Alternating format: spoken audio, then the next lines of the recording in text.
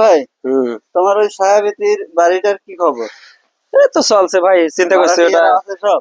আছে। এক ভাড়াইটিয়া বাড়িতে গেছে, আজকে 2 মাস আসতেছে না। তাই? কি মালিক সাহেব, কি জি অবস্থা? ভাই বলেন। এই তো ভাই বাড়ি গেছিলাম, বাড়ি থেকে আসলাম। তা তো বুঝলাম, তুমি আসলা কয়দিন, 2 মাস তোমার ঘর ভাড়া বাকি হয়ে গেছে। তুমি বললা যে 2-3 দিন পরে আমি বাড়ি থেকে আসতেছি। এই যে তুমি গেলা 2 মাস পরে আজকে আসলা, এতদিন তোমার চাকরি বাকরি ইয়া করো, তুমি ওই 2 মাসের ঘর ভাড়া আমারে দিয়ে তুমি রুমটা আজকে খালি করে দিয়ে চলে যাও। ভাই আমি হঠাৎ করে বাড়ি গেছিলাম, আমার যে সমস্যা বিপদ আপনি তো জানেন না, আপনাকে বুঝাই না বললে বুঝবেন না।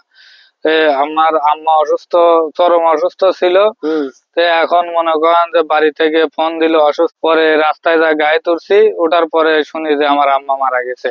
ঠিক আছে ভাই, এই অবস্থায় বাড়ি গেছি, বাড়ি যায় যে আম্মার সবকিছু মিলাদ টিলাদ দিয়ে আসতেছি ভাই। এখন ঘটনা হলো, আমার যদি মনে করেন যে আপনার টাকা দেওয়ার মতো মন মানসিকতা না থাকতো, তাহলে কিন্তু আমি আর ঢাকায় আসতাম না। আমার রুমে আছে কি একটা ভাঙা চৌকি, এখন আপনি আমার বিশ্বাস করে ঘর ভাড়া দিচ্ছেন, এই জন্য আমি মনে করেন যে আবার বহুত আছি। এখন আমি চাই না যে আমার জন্য আমি আপনার টাকা মারিয়ে যাব এই 2 মাসের ঘর ভাড়া, পরবর্তী আমার জায়গায় আরেকজন আসবে, তারেও অবিশ্বাস করবেন আপনি।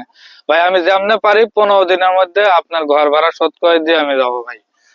আচ্ছা, তোমার এত বড় একটা দুর্ঘটনা ঘটে গেছে, আমি তো একজন মানুষ নাকি? হুম। তুমি তো আমার একটা ফোন দিতে পারতা।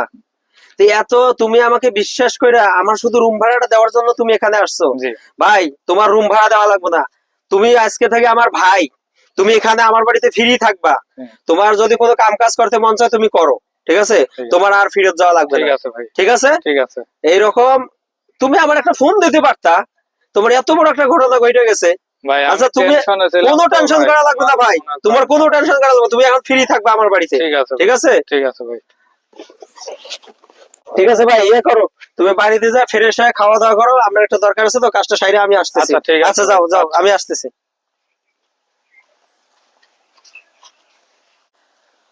ভাই, আমরা এই গল্পটা থেকে আসলে বুঝাইতে চাইছি যে আমাদের এই শহরে ভাড়াইটিয়া এবং বাড়িওয়ালা, তাদের পার্থক্যটা কি।